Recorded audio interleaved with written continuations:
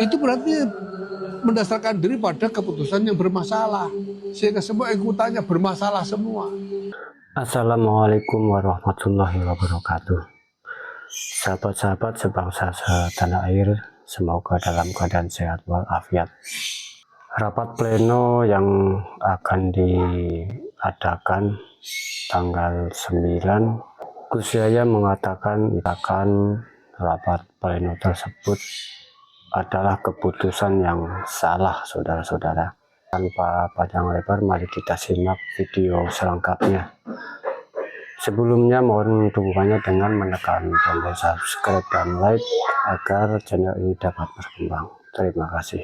Menanggapi tanggal 9 rapat pleno yang mengangkat PJ Ketua Umum BPN, seperti apa tanggapannya? Itu didasarkan pada apa? Kalau itu didasarkan pada rapat harian Suriah tanggal 20, itu berarti mendasarkan diri pada keputusan yang bermasalah, sehingga semua ikutannya bermasalah semua. Surat edaran bermasalah, rapat pleno ini bermasalah, pengambil alihan jabatan ketua umum untuk dirangkap oleh Roy S. Am juga sangat-sangat bermasalah, dan seterusnya. Jadi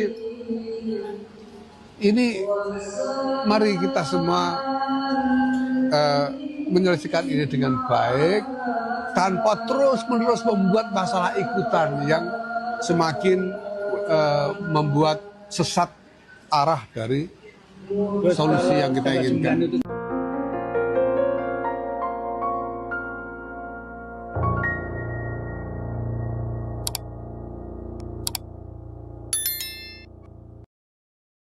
Assalamualaikum warahmatullahi wabarakatuh. Saya akan berusaha singkat. Jadi saya sudah menghadap para kiai dan nyai yang merupakan sesepuh-sesepuh mustasyar dan sesepuh-sesepuh ulama kita. Saya sangat-sangat berterima kasih bahwa beliau-beliau berkenan untuk memanggil saya. Saya sangat terharu bahwa para sesepuh kita masih begitu peduli kepada Jamiah Nahdlatul Ulama ini, sehingga bersusah payah untuk melakukan apa yang beliau-beliau bisa lakukan untuk dapat membantu mencari jalan keluar dari masalah yang sedang ada ini. Setelah tadi pagi ada Pak Muhammad Nuh dan Saudara Nur Hidayat mewakili Roy S. Am menyampaikan kepada beliau-beliau semua tuduhan terhadap saya yang dijadikan dasar dari keputusan dan langkah-langkah Roy S. Am beberapa hari ini. Saya kemudian diminta untuk memberikan jawaban atas tuduhan-tuduhan itu. Dan semuanya telah saya jawab dengan tuntas. Bahkan saya bawakan dokumen-dokumen lengkap yang setumpuk lumayan banyak tadi, dilengkapi dengan penjelasan-penjelasan dari Saudara Sumantri sebagai pemegang buku keuangan PBNU, juga sangat rinci dan lengkap, serta penjelasan-penjelasan dari Pak Amin Said Husni yang merupakan kurator dari keseluruhan desain tata kelola NU yang kita kembangkan selama 4 tahun ini, sehingga semua aturan dan lain sebagainya juga telah dijelaskan dengan tuntas oleh beliau. Saya dan teman-teman, kami semua sejak awal terlibat dalam aktivisme ke-NU-an ini dengan niat untuk berkhidmah, untuk bertabaruk, mengharap barokah dari Jamiah yang mubarokah ini, dan kami berusaha menjalankan dengan tulus.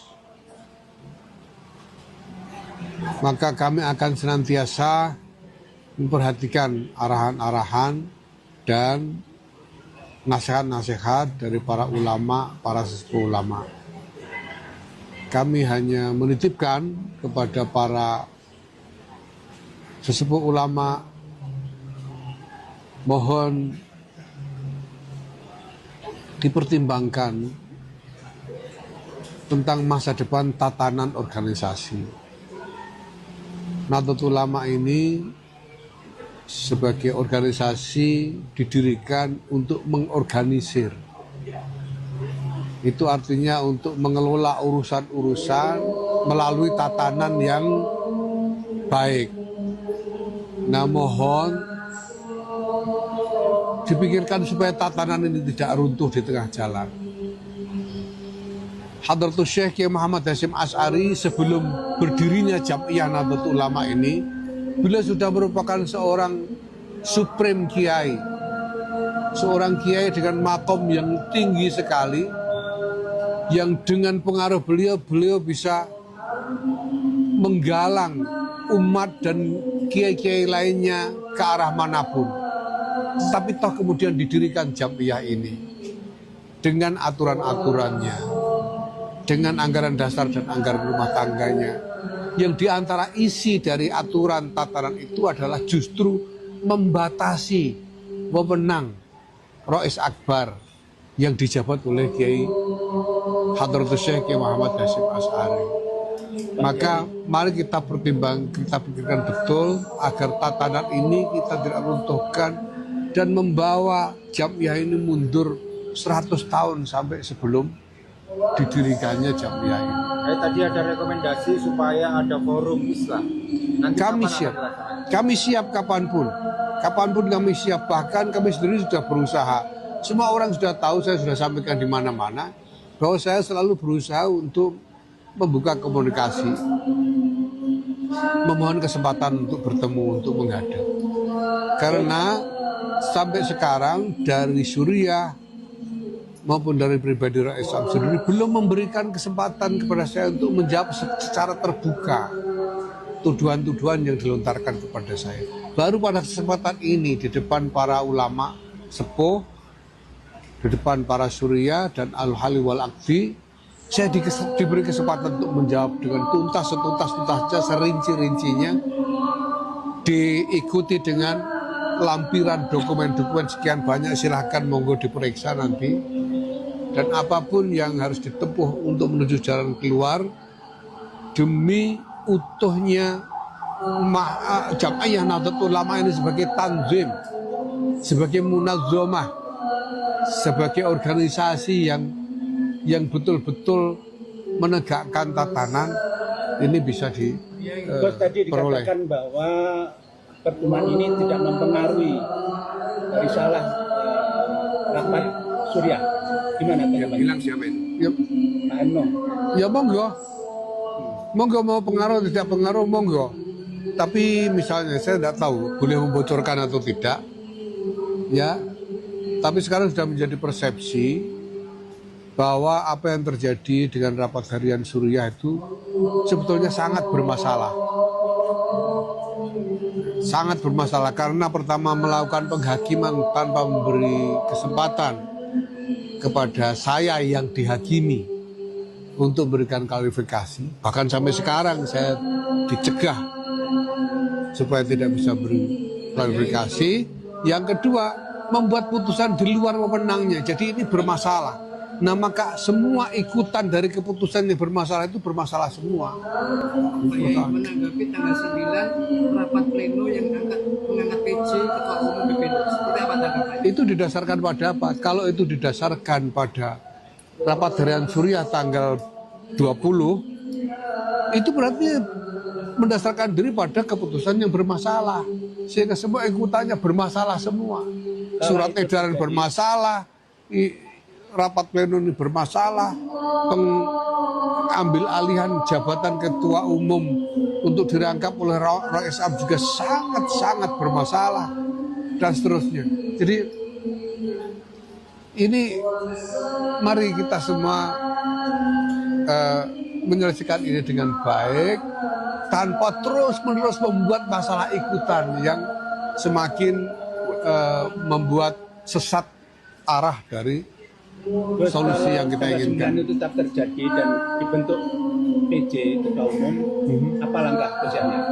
Ya nanti saya akan bicarakan dengan semua pihak, termasuk dengan kiai-kiai sepuh dan juga dengan PW dan PC seluruh Indonesia. Apakah Karena masalahnya sebetulnya jelas sekali. Orang yang mengatakan tidak ada masalah terhadap rapat harian Suriah itu sebetulnya hanya berpura-pura, mungkin karena agenda politik atau agenda yang lain. Tapi saya kira bisa ditutup-tutupi bahwa itu rapat harian itu bermasalah, keputusannya bermasalah, dan cara follow up atas rapat harian Suriah itu juga semuanya bermasalah sampai sekarang. Gitu ya.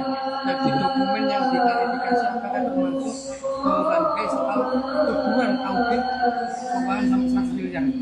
Iya sudah. Saya kira itu sudah clear juga di publik. Semua orang sudah bicara ya, bahwa kita sudah melakukan klarifikasi bahwa itu tidak benar. Auditornya sudah mundur gara-gara opininya dimanipulasi, hasil audit data sementaranya itu diminta kemudian dimanipulasi jadi tuduhan-tuduhan tidak berdasar. Ahli-ahli hukum sudah bicara, semuanya sudah bicara. Jadi ini mau ditutupi apa lagi bahwa itu masalah. Kiai-kiai ditakut-takuti dengan hal yang tidak benar. Ya, maka mari kita urai dulu supaya tidak tambah-tambah masalahnya. Itu aja cukup.